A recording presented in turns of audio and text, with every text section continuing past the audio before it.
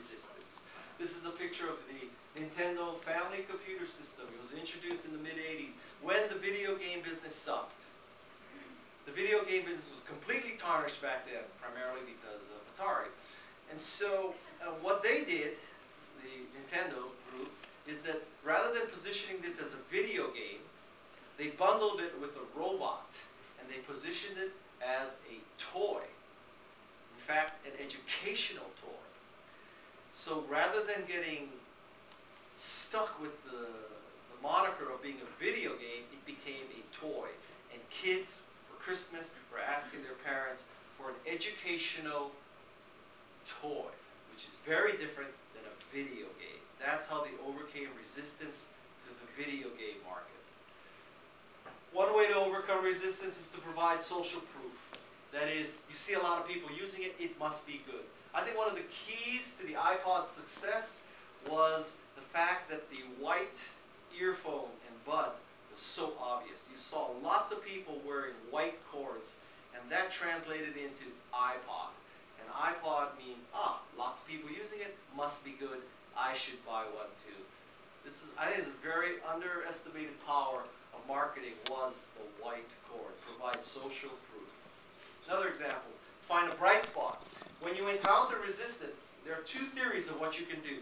One is to find the people who are resisting your enchantment, ask them why, and try to fix your product or service in order to make them happy. This is what Apple tried to do in the mid-'80s. We asked Fortune 500 CIOs, why aren't you buying a Macintosh? And they said, because you don't have 1, 2, 3 and a letter quality printer driver. We fixed both of those things, and they still didn't buy it.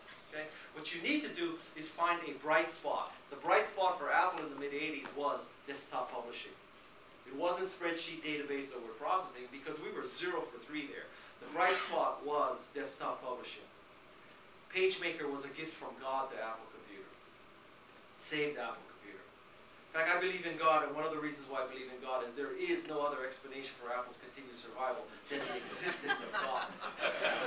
You may ask, well, what does this picture have to do with finding a bright spot at Apple Computer and the existence of God and desktop publishing? Well, in Vietnam, an American tried to fight malnutrition there, and he went to the villages, and rather than using the typical American attitude of, we know everything, here's our shock and awe solution to malnutrition in Vietnam, one person went and figured out that by talking to villagers, some families had healthy kids. Same level of income, same village. Why did some families have healthy kids and other families didn't? He found out that the families that were putting little shrimps and crabs from the rice paddies into the meals were giving their kids more protein, and those kids were much healthier. The bright spot in all the malnutrition in Vietnam was the small number of families who were using crabs and shrimps from the patties into their meals. Find the bright spot. Desktop publishing or putting crabs into your meals. The third thing is to enchant all the influencers. There's a great temptation as a marketing person to think of who is the person who is the decision maker. Let us go for the decision maker. Is it the CEO, CIO, CTO, CMO? If it's a consumer good, is it the dad who makes the call? I don't think so. Very seldom. Very seldom. Might be the wife. Much more likely. Might be the sister-in-law. Maybe. In Asian families, probably the grandfather. Right? In my family, it's the daughter. The key point here is consider that you have to enchant all the influencers, not just the most obvious one, or who you think is the most obvious one. Usually it is not that obvious. In an IT structure, it probably is the customer service manager, the database administrator, the secretary, the administrative aide. I doubt that it's the CIO, right? Because the higher you go in most organizations, the thinner the air. The thinner the air, the more difficult it is to support intelligent life. So if you're dealing with CXO level people, you're probably dealing with the dumbest people in the organization who survived by kissing ass for the last 20 years. Okay? Figure out who the true influencers are. Next thing is, how do you make your enchantment endure, like the Grateful Dead, who will be here long after Justin Bieber is gone? Key points, don't use money. All the theories about affiliate fees and commissions and all that, you know what? That's not necessarily the way to enchant people. Enchanting if you have to use money to enchant people, arguably that's an oxymoron. It's not enchantment. Enchantment should be able to be done without money. All right? So if you're going to create a competitor to YouTube, and your theory is, well, you know, what we will do is we will give people a cut of the advertising that we can sell next to people's uploaded videos, and we'll make that more lucrative for people to upload to YouTube, to our competitor than to YouTube, it might not work. It might not work because people might not be motivated by getting $2.50 a month in affiliate fees. They might be motivated by getting more people to watch their video. When you start introducing money and affiliate fees and commissions into the equation, there's two effects. One is people who are being enchanted and evangelized by those people are asking the question, is this person telling me to use this service or this product because this person really believes in it or because of the affiliate fee? The second issue is for the person himself or herself, that person has to ask himself or herself, am I doing this because of the affiliate fee or because I truly believe that this is the best camera, that this is the best computer, that this is the best phone? Don't rely on money. Second thing is invoke reciprocation. In 1933, Italy invaded Ethiopia, tried to take Ethiopia over. Believe it or not, Mexico sent money to Ethiopia to help Ethiopia fight the Italians. Okay? 50 some odd years later, Mexico had this terrible series of earthquakes. Lots of people were affected. Just horrendous natural catastrophe.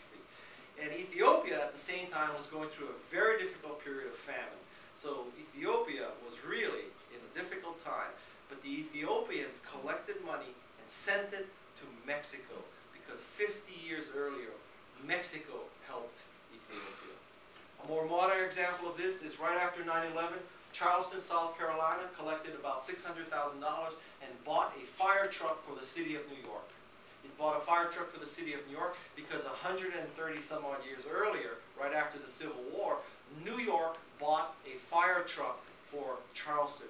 When New York found out that Charleston was using bucket brigades to fight fires, New Yorkers contributed money to buy a fire truck for Charleston. In fact, they bought two of them. The first one was on a boat that sank. So the Northerners from New York, including Union soldiers, collected money to buy a city in the South who they just finished fighting a fire truck. 133 years later, Charleston remembered what New York did and reciprocated by buying a fire truck for New York. Reciprocation is a very powerful thing. I'll give you a little power tip. When you do something for people, because you're defaulting to yes, when you do something for people and they thank you, the optimal thing for you to say when they thank you is not "you're welcome." The optimal thing for you to say is, "I know you would do the same for me." Because what that does is it tells the person, let's both recognize that I did something for you. Let's also recognize that I consider you an honorable person. So let's also recognize that I know you will pay me back someday. So when you do something for somebody and they thank you, say, I know you would do the same for me. The third thing is to build an ecosystem. An ecosystem makes things endure. Because now you have many more people involved with your success.